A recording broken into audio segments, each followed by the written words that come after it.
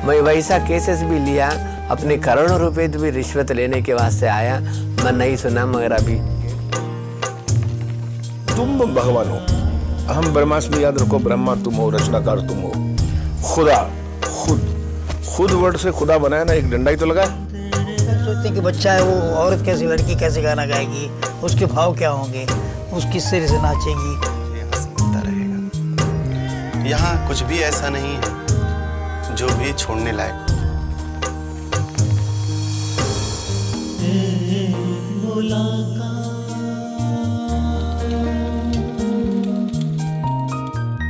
स्वामी जी, हम आपका हार्दिक स्वागत करते हैं अपने स्टूडियो में। धन्यवाद।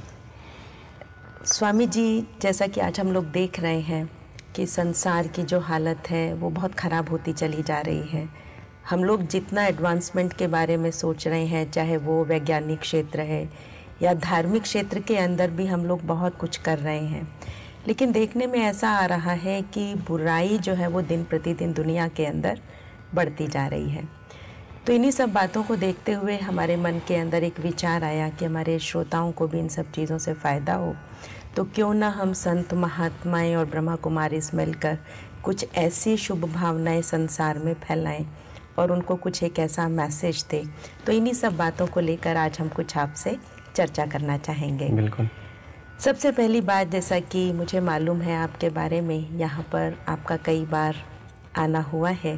ब्रह्मा कुमारी के मुख्यालय में भी आप आए हैं और दिल्ली में भी आप हमारे पास आते रहे हैं, और अभी आप हमारे साथ हमारे स्टूडियो में तो हैं ही हैं, जो कि हमारे लिए बहुत खुशी की बात है। तो सबसे पहले हम आपसे जानना चाहेंगे कि ब्रह्मा कुमारी के जब आप संपर्क में आए तो आपका क्या अनुभव रहा? अनुभव, बिल्कुल सारे अनुभव बता पाना समय की चूँकि बहुत कमी है, लेकिन कुछ अनुभव ऐसे रहे हैं और आज भी अनुभव मिल रहा है। अनुभव तो जीवन भर मुझे यहाँ से मिलता रहेगा। यहाँ कुछ भी ऐसा नहीं है जो भी छोड़ने लायक हो, चाहे वो किसी का व्यवहार हो, चाहे किसी के द्वारा दिया ज्ञान हो, चाहे किसी के द्वारा दिया प्रेम हो, चाहे किसी के द्वारा दी हुई सात्विकता हो। मेरे अनुभव से लगता है कि आज संत समाज को भी यहाँ पर कुछ समय बिता करके और यहाँ के वातावरण से अपने आप को सात्विकता और शुद्धिकरण की ओर ले जा करके बड़े शांत चित्त होने का एक सरल समागम उन्हें यहाँ से मिल सकता है। जैसा कि आपने कहा कि संत महात्मा यदि यहाँ से जुड़े और वो यहाँ पर आए तो मिलकर के हम लोग एक बहुत अच्छा काम कर सकते हैं। आप इसमें क्या रोल प्ले कर सकते हैं? मेरा तो रोल ये है कि मैं एक परिवार की तरह, एक परिवार के सदस्य होने के नाते जो भी जीवन में सनातन धर्म का एक स्वरूप स्थापित है, अलग अलग मतों में, अलग अलग रूपों में, अलग अलग भ्रांतियों में, उसे एकजुट करके, और मैं यहाँ भी अपने आप को इन लोगों से जोड़ करके ये दर्शा सकूं कि ब्रह्मा कुमारी ईश्वरीय विश्वविद्यालय में कुछ भी ऐसा नहीं हो रहा है जो शिव से भिन्न हो, जो परमात्मा से भिन्न हो, जो हमारे संत परंपरा से भिन्न हो। ये एक बहुत बड़ी बात है। मैं समझती हूँ कि कई बार ऐसा होता है कि लोग जब ब्रह्मा कुमारी के नज़दीक नहीं आते हैं तो कई बार ऐसी बातें, कई बार ऐसी भ्रांतियाँ मन के अंदर आती हैं। लेकिन अगर संत महात्मा यहाँ पर आएँ और यहाँ पर जो आध्यात्मिक ज्ञान दिया जाता है उसको यदि वो ठीक तरह से समझें तो मैं समझती हूँ कि हम एक बहुत अच्छा कार्य समाज को बेहतर बनाने में कर सकते हैं। क्योंकि किसी भी चीज़ को धारण करने के लिए ताकत की ज़रूरत होती है, शक्ति की ज़रूरत होती है, और आज हम लोग देख रहे हैं कि इसी शक्ति के ना होने की वजह से आज हर व्यक्ति, आज मैं आगे, हर चीज़ में हर व्यक्ति पहल करना चाहता है, जिससे हम लोग देख रहे हैं कि कई बार छोटी छोटी बातों के ऊपर कितने मनमुटाव हो जाते हैं, रौब में हम लोग आ जाते हैं, कोई बुराइयां इतनी ज़्यादा बढ़ जाती हैं कि कई बार कलह कलेश का छोटी छोटी बातें, जिसको हम लोग कहते हैं कि छोटी सी चिंगारी और भयंकर आग वाली बात हो जाती है। तो इसके फलस्वरूप हम लोग आज ऐसा देख रहे हैं कि समाज के अंदर जो उदासी है, जो निराशा है, वो बहुत बढ़ती चली जा रही है, और हम सब मिलकर चाह भी रहे हैं कि ये सब चीज़ें हमारे समाज से दूर हों, एक हम स्वर्णिम समाज की स्थापना कर सकें, लेकिन ऐसा नहीं हो पा रहा है। तो इसमें हम लोगों को कैसे मोटिवेट करें। लोग थोड़ा सा इसको अपने अनुभव में ला नहीं पाते। यहाँ आकर के भी कई लोग जैसे कहते नहीं, गंगा के किनारे जा करके भी लोग प्यासे रह जाते हैं, क्योंकि लोग अपने को बदलना नहीं चाहते। नहीं, यहाँ पर हम लोग यही सिखाते हैं कि self transformation leads to world transformation. आज हर कोई दूसरे की तरफ उंगली करना चाहता है, अपनी तरफ तो गलती को कोई मानना ही नहीं चाहता है। यही तो समाज के अंदर सबसे बड़ी प्रॉब्लम है जी। लेकिन उसको बदलने के लिए हम किसी की कोई बुराई, किसी की कोई त्रुटि को ना देखते हुए, अगर हम अपने अच्छाइयों को बहुत ज़्यादा बढ़ा दें, हम अपनी अच्छाइयों का बहुत ज़्यादा प्रचार कर दें, हम अपनी अच्छाइयों को लोगों तक पहुंचा दें, तो लोग उन बुराइयों को जो लिए बैठे हैं बहुत दिनों से, कई वर्षों से, और परंपरागत लेकर बैठे हैं, उसको धीरे धीरे छोड़ देंगे। इस बात को कह करके आपने हमारा हौसला जो है बुलंद किया है। नहीं, हमारा भी हौसला आपके साथ है, इसलिए आपके हौसले से हम जुड़े हुए हैं जी। और चाहेंगे भी यही कि संत की दृष्टि में कोई भेद नहीं होना चाहिए। और हमारे यहाँ जो परंपरा रही है कि हम सर्वे भवन्तु सुखिनः की बात कहते हैं, सभी सुखी रहे, सर्वे सन्तु निरामया, सभी निरोगी हों, सर्वे भद्राणि पश्यन्तु मा कश्चित् दुर्भाग् भवेत्। सभी की चाहना तो यही रहती है, चाहे हम किसी भी प्रोफेशन से जुड़े हुए हैं, लेकिन चलते चलते हम लोग अपने रास्ते से कुछ विचलित हो जाते हैं, कुछ बुराइयां हमारे मन में आ जाती हैं और हम समझते हैं ऐसे समय पर कुछ ऐसे मार्गदर्शक लोगों की ज़रूरत होती है। आप सबकी तपस्या के साथ जब अन्य संतों की तपस्या जुड़ेगी तो तपस्या का प्रभाव होता है, विचार शुद्ध होते जाएंगे, सात्विकता आती चली जाएगी, समाज का उस पर प्रभाव पड़ेगा। और जब हम एक दूसरे में कहीं विच्छेद नहीं दिखेंगे, कहीं से अलग नहीं दिखाई देंगे, तो हर कोई बड़ी सरल तरीके से हमें और आपको स्वीकार कर लेगा, हमारी बातों को स्वीकार कर लेगा। ये जो एक बात आपने कही बहुत इम्पोर्टेंट बात है, महत्वपूर्ण बात है कि जब हम सब के अंदर एक चीज़ को देखने लगते हैं, पर लोग आज देख नहीं पा रहे हैं एक चीज़ को, तो आपकी क्या राय है? हम सब के अंदर किस चीज़ को देखें? मैं ये क्या कहना चाहेंगे आप हमारे श्रोताओं को? नहीं, हम ये कहना चाहेंगे श्रोताओं को कि हम अपने आप को जाने पहले जी, कि हमें परमात्मा ने बनाया क्यों जी, और परमात्मा ने अगर हमें बनाया है तो उसमें हम में त्रुटियाँ क्या हो रही हैं जी, उन त्रुटियों को हम जो परमात्मा तक हमें नहीं पहुंचा पा रही हैं, हम उससे अलग करें और अपने आप को इतना पूर्ण कर लें कि हम परमात्मा तक पहुंच सकें, उसके ज्ञान से सराबोर हो सकें, उसके दृश्यमान दृश्य को देख सकें, हम उसके प्रकाश स्वरूप ब्रह्म को जान सकें। जी। तो क्या आप ऐसा समझते हैं कि ब्रह्मा कुमारीज़ के यहाँ पर जो ये ज्ञान दिया जाता है, जो कि यहाँ का बेसिक फंडामेंटल है, वैसे भी कहते हैं कि खुदा को जानने के लिए खुद की पहचान होना बहुत ज़रूरी है, और गीता के अंदर भी ये बहुत अच्छी बात आती है कि हमारे अंदर में एक शक्ति है अविनाशी, जो अजर है, अमर है, और कभी भी उसको ना आग जला सकती है, ना पानी उसको गीला कर सकता है, ना हवा उसको सुखा सकती है। तो हम इस बात को मानते हैं और एक ये बेसिक फंडामेंटल है जिसको हम लेकर के ब्रह्मा कुमारी इस काम कर रहे हैं कि अगर हर एक आत्मा अपने आप को ये समझे कि मैं एक चैतन्य शक्ति हूँ और मैं इस शरीर को चलाने वाली वो पावर हूँ जिसके बिना दुनिया के अंदर कुछ नहीं हो सकता, तो आप समझते हैं कि ये भावनाएं अगर सभी के अंदर पैदा हो जाएं तो ये समाज एक श्रेष्ठ समाज बन सकता है। इन भावनाओं का तो विशेष स्वरूप स्थापित करना, लोगों तक इस बात को पहुंचाना ब्रह्मा कुमारी ईश्वरीय विश्वविद्यालय कई वर्षों से लगातार करता आ रहा है। मैं चाहूँगा इसके भीतर प्रवेश करके इसकी स्थिरता में लोग स्थापित हों। लोग करते तो हैं, थोड़े समय मेडिटेशन में आते तो हैं, लेकिन फिर कुछ समय पश्चात कहीं ना कहीं टेंस को लेकर के, अपने आप में कहीं ना कोई कमी को लेकर के वो इससे दूर हो जाते हैं। तो मैं चाहूँगा कि जो बेसिक यहाँ का एक स्वभाव है, लोगों को ध्यान योग से, क्रिया योग से, राजयोग से मजबूत करने का और उनको जगाने का, वो तो निरंतर चलता रहे और उससे बहुत लाभ भी हो रहा है। होना चाहिए, क्योंकि practice makes a man perfect ना। एक्चुअली होता क्या है कि हम लोग थोड़े टाइम किसी बात पर सोचते हैं और सोचने के बाद हमें लगता है कि ये चीज़ नई है, थोड़ा मुश्किल है, क्योंकि हमारा बहुत समय का एक फेथ बना होता है, एक बिलीफ बना होता है, तो हम उसी पर चलते रहना क्योंकि हमें सहज लगता है, तो इसलिए लोग इस चीज़ को परिवर्तन करने में थोड़ा सा सोचने में कठिनाइयाँ तो आ सकती हैं किसी भी राह पर, लेकिन कठिनाइयों से भागना ये हमारी मंजिल नहीं। मंजिल नहीं। तो मंजिल को पाने के लिए तो हम कठिनाइयों से लड़ेंगे और हम चाहेंगे, और उसकी शक्ति सबसे ज़्यादा अगर मैंने जो देखी है तो यहाँ बड़ी सरलता से उस शक्ति को प्रदान किया जाता है। ये तो बहुत अच्छी बात आपने बताई है। सबसे पहली जो बात आपने सात्विकता की बात कही, ब्रह्मा कुमारीज़ के अंदर हम लोग सात्विकता पर इतना भी ध्यान देते हैं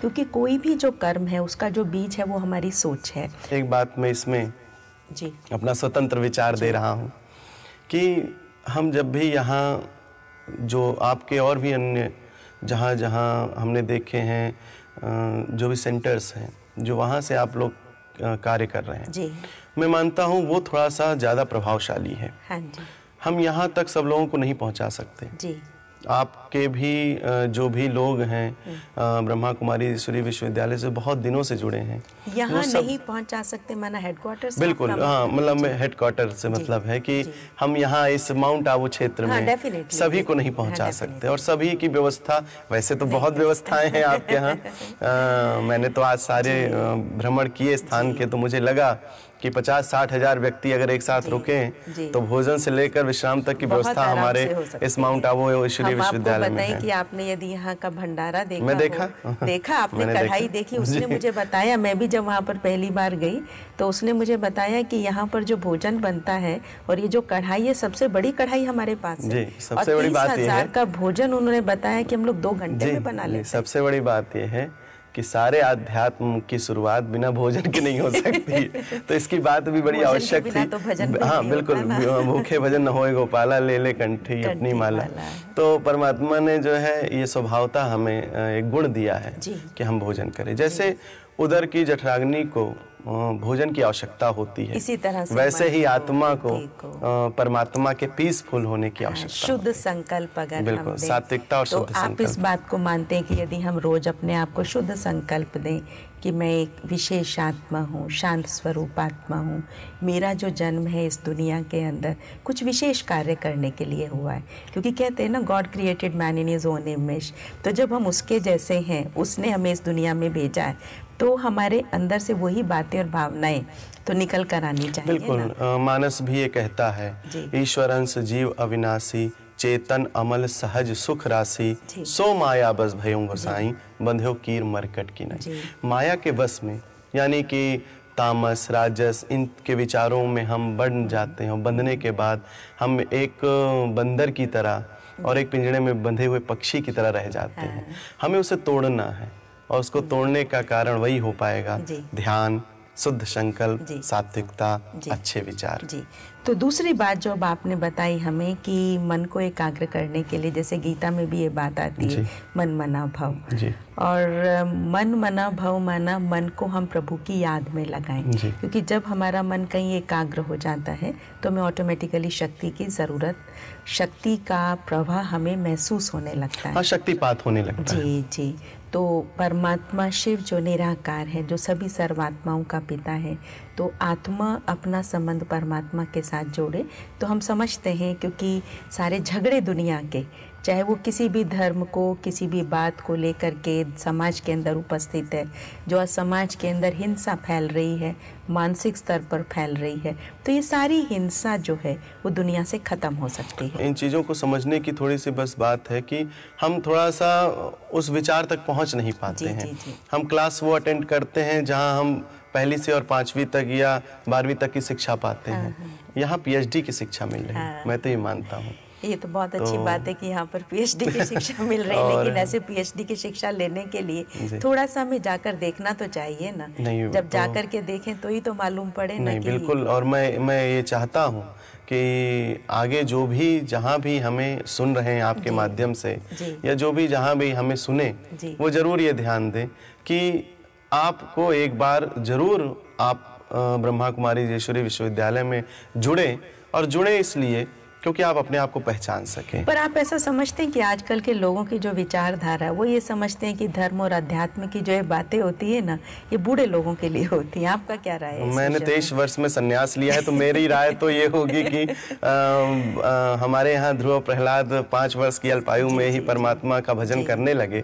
तो मैं ये नहीं मानता हूँ कि आयु का निश्चितकरण हम करें कि हम कब भगवान से जुड़े। और वैसे भी आप देखिए ना, आत्मा जो है परमात्मा की संतान है। छोटा सा बच्चा अगर एक पैदा होता होता है तो पैदा होते ही उसको पिता की जानकारी दी जाती है कि नहीं दी। तो इसी तरह से जब इस शरीर को चलाने वाली शक्ति मैं आत्मा हूँ और आत्मा का पिता परमात्मा है, तो उसके साथ अगर मेरा बिगिनिंग से ही रिलेशन होगा तभी तो मुझे अपने जीवन के अंदर सुख और शांति मिलेगी ना। रिलेशन है, हम उसे पहचानते नहीं है, क्योंकि हम बाकी वृत्तियों से लगे हुए हैं, हमारी धार्मिक वृत्ति नहीं हो पाती है और शायद उसी को कन्वर्ट करने के लिए विश्वविद्यालय है। हाँ, मैं तो यही मानता हूँ। बहुत अच्छी बात है। बाकी एक बात और मेरे मन में आ रही है कि जिस पीठ से आप बिलोंग करते हैं उसके बारे में मैं भी जानना चाहूंगी और मैं समझती हूँ कि हमारे जो दर्शक इस प्रोग्राम को देख बिल्कुल बिल्कुल मैं इस विषय में बिल्कुल आपको जानकारी देता हूँ और जो भी दर्शक हमें सुनेंगे या देखेंगे उनके लिए भी ये जानकारी है। परमात्मा की कृपा से आदिगुरु शंकराचार्य भगवान ने 7 पीठों का निर्णय मठामना उपनिषद में दिया। मठामना उपनिषद एक उन्हीं की लिखी हुई उपनिषद है, उन्हीं की उसमें व्याख्या रचना स्वयं की रचित है, ना हमने बनाया है ना हमारे पूर्व हमारे गुरु ने बनाया है। ये आदिगुरु शंकराचार्य की बनाई हुई मठामना उपनिषद है। ये आपको कहीं से भी प्राप्त हो जाएगी, ऐसा नहीं है कि सिर्फ हमारे प्रयाग पीठ से ही प्राप्त होगी। आप कहीं भी किसी भी धार्मिक पुस्तक केंद्र पर जा कर के बुक शॉप पे जा कर के आप उनसे ये पुस्तक ले सकते हैं। उसमें 4 पीठें मुख्य रूप से जो प्रारंभ काल से चली आई हैं उनका विवरण भी दिया है और जिस पीठ की मैं अपनी गरिमा की बात कहता हूँ या जिस पीठ से मैं आता हूँ आत्मामनाय परमात्मा मठ, ये 6ठे पीठ के रूप में है और 5वीं पीठ के रूप में काशी सुमेर पीठ है। 7वीं पीठ जम्मू है लेकिन वो सर्वज्ञ पीठ है, यानी कि उसके देवता भगवान शिव हैं। भगवान शिव सर्वज्ञ हैं, इसलिए उनको हम लोगों ने गुरु पीठ बना करके कांची कामकोटि को नमन किया है, प्रणाम किया है। 6 पीठें अलग अलग दिशाओं में हैं, अलग अलग स्थान में हैं। चारों कोनों में 4 पीठों पर 4 शंकराचार्य निरंतर ही प्रारंभ काल से ही चले आए हैं। अच्छा। मध्यकालीन अवसर ऐसा आया कि धर्म सम्राट स्वामी करपात्री जी महाराज का जब अवतार हुआ और उनको आदिगुरु शंकराचार्य भगवान का ही अवतार माना गया, तो उन्होंने फिर से 2 पीठें जो शेष बची थी, चूंकि 4 पीठों पर तो और आदिगुरु शंकराचार्य भगवान की अल्पायु थी, 32 वर्ष में उन्होंने अपने कार्य को संपन्न करके अपने को ब्रह्मीभूत किया, ब्रह्म से मिलाया। तो उसके पश्चात उनके जो और शेष कार्य थे या 2 पीठों पर और जिनको बैठालना था वो क्रिया आगे बढ़ नहीं पाई। हालांकि 4 पीठों पर बैठे हुए शंकराचार्यों को उस समय उन 2 पीठों को चलाने की आवश्यकता इसलिए नहीं पड़ी क्योंकि वो 4 पीठों से उस कार्य को कर रहे थे जो आदिगुरु शंकराचार्य की परंपरा में और आदिगुरु शंकराचार्य के द्वारा बताए गए सिद्धांत में था। बढ़ते हुए कलयुग के प्रभाव से फिर धर्म सम्राट स्वामी करपात्री जी महाराज का जब आगमन हुआ तो उन्होंने ये विचार किया कि सिर्फ 4 पीठों से अब कार्य नहीं संपन्न होगा। जो और लिखित पीठें हैं उन्होंने अपने हाथ से नहीं लिखी, करपात्री जी महाराज ने भी नहीं लिखी, ये पीठ आदिगुरु शंकराचार्य की ही रचना की थी। तो उन्होंने जब कहा कि भाई 4 पीठों से हमारा वो कार्य सनातन धर्म का प्रचार प्रसार का नहीं हो पा रहा है, लोग नाना प्रकार के कर्म कांडों में जुड़ रहे हैं, यहाँ तक कि आदिगुरु शंकराचार्य ने तो सिर्फ आत्मा ब्रह्म का ही उपासना और ज्ञान की बात कही है। ओरिजिनली तो हम सब वहीं से निकले हैं, लेकिन जब बहुत चीजों में चले 4 वेदों के महावाक्य में हम ब्रह्मास्मि तत्त्वमसि अयम आत्मा ब्रह्म और प्रज्ञानम ब्रह्म, ये मुख्य रूप से हमें वाक्य दिए गए हैं कि ब्रह्म की ही प्रधानता है, मैं ही ब्रह्म हूँ। ब्रह्म से आपका भाव बिल्कुल बिल्कुल मैं परमात्मा से ही जुड़ा हुआ हूँ और परमात्मा से भिन्न नहीं हूँ, अलग नहीं हूँ। कहते हैं ना परमात्मा समान, मैं आत्मा परमात्मा समान थी और ऐसा मुझको बनना है जी। और इसीलिए आप जो श्लोक का अर्थ बता रही थी गीता का, वो नैनम छिंदन्ति स्रस्तानि नैनम दहति पावका न चैनम क्लेदयन्त्यापो न शोषयति मारुता। न कोई अस्त्र काट सकता है, ना अग्नि जला सकती है, न वायु सुखा सकती है, न जल गला सकता है, ऐसी वो शक्ति आत्मा है। मैं हूँ, आप हैं और संसार में जितने हैं वो। आदिगुरु शंकराचार्य भगवान की परंपरा की जो बात आ रही थी, तो धर्म सम्राट स्वामी करपात्री जी महाराज ने इस बात को पुनः जो लुप्त हो गई थी पीठ परंपरा, यानी जो 2 पीठों पर आदिगुरु शंकराचार्य ने स्थापित नहीं किया था, धर्म सम्राट स्वामी करपात्री जी महाराज ने जगतगुरु शंकराचार्य स्वामी महेश्वरानंद सरस्वती जी महाराज का तिलक करके काशी पीठ पर सर्वप्रथम उन्हीं को स्थापित किया। काशी की परंपरा का प्रारंभ हुआ। जब काशी सुमेर पीठ की परंपरा का 5वीं पीठ के रूप में प्रारंभ हुआ तो उसी समय खष्टे आत्मामनाय परमात्मा मठ यानी 6ठी पीठ परमात्मा मठ आत्मामनाय जिसका स्वभाव है, स्वरूप है, उसको भी उसी समय घोषित कर दिया कि आगे इस पीठ की भी परंपरा को आप लोग निभाइएगा। बहुत अच्छा। और उसी परंपरा के अनुसार आदि गुरु शंकराचार्य की पीठ ही ये पीठ है, ये अलग नहीं है, ये कोई स्वयंभू पीठ नहीं है। और इसके सारे दस्तावेज, सारे पत्राचार सब आप लोगों के समक्ष कहीं से भी प्राप्त हो जाएंगे। तो इसलिए आपकी ये प्रयाग पीठ प्रयाग में है, और आप जानती हैं सबसे बड़ी महिमा प्रयाग की ही है। इसलिए आदि गुरु शंकराचार्य ने प्रयाग की भूमि में एक पीठ का निर्माण छठी पीठ के रूप में भी लिखित रूप से कर दिया था कि ये पीठ कभी लुप्त नहीं हो सकती। सवटस्यास्य पीठस्य माधवस्य प्रसादतः प्रलयो विलयो नास्ति शौनकाद्या महर्षया। पताल खंड में जो है पद्म पुराण के ये दिया हुआ है श्लोक में कि सभी पीठों में जो अक्षय पीठ है वो प्रयाग की पावन भूमि की पीठ है, और वो पीठ प्रलय काल में भी नाश नहीं होती, समाप्त नहीं होती। अक्षय का मतलब होता है हमेशा निरंतर स्थापित होना। और इसीलिए उसको नाभि कुंडली क्षेत्र कहा गया, यानी कि जो शरीर की नाभि है, ऐसे ब्रह्मांड की नाभि का क्षेत्र प्रयाग है। तो नाभि को समाप्त कर दीजिए तो शरीर का कोई अंग नहीं बचेगा। ऐसे ही प्रयाग पीठ को ना मानने से सारी पीठें व्यर्थ हैं, क्योंकि सब कहीं ना कहीं लुप्त हो जाएंगी, प्रलय काल में सब समाप्त हो जाएंगी। लेकिन प्रयाग ही ऐसा अक्षयवट का एक स्वभाव है, स्वरूप है, जो विलय नहीं होगा। इसीलिए आखिरी छठी पीठ के रूप में आदि गुरु शंकराचार्य ने प्रयाग पीठ को भी स्थापित कर दिया कि सब पीठें मान लो कभी समाप्त हो भी जाएं तो प्रयाग की पीठ कभी समाप्त ना हो। तो आपकी जो पीठ है वो प्रयाग पीठ परमात्मा मठ इलाहाबाद प्रयाग की पीठ है। सहयोग हमारे साथ इस तरह से रहेगा तो हम समझते हैं कि इस कार्य को नहीं, मैंने आगे यही मैं कहना चाहता हूँ कि मैं आप सभी को तीर्थराज प्रयाग में आने का निमंत्रण देता हूँ कि महाकुंभ आने वाला है 2013 में, और हम लोग एक साथ इस बात को कहें कि नहीं, हम में कहीं कोई भेद नहीं है। ऐसे मुद्दे हैं, बहुत से धर्म के प्रति लोगों के ऐसे विश्वास हैं, अगर हम सब मिलकर के काम करेंगे तो क्या काम दुनिया के अंदर नहीं हो सकता। तो इन्हीं शब्दों के साथ साथ एक बार पुनः बहुत बहुत धन्यवाद। हम समझते हैं कि हमारे दर्शकों को भी आपके साथ मिलकर आपकी बातों को सुनकर बहुत फायदा होगा। धन्यवाद।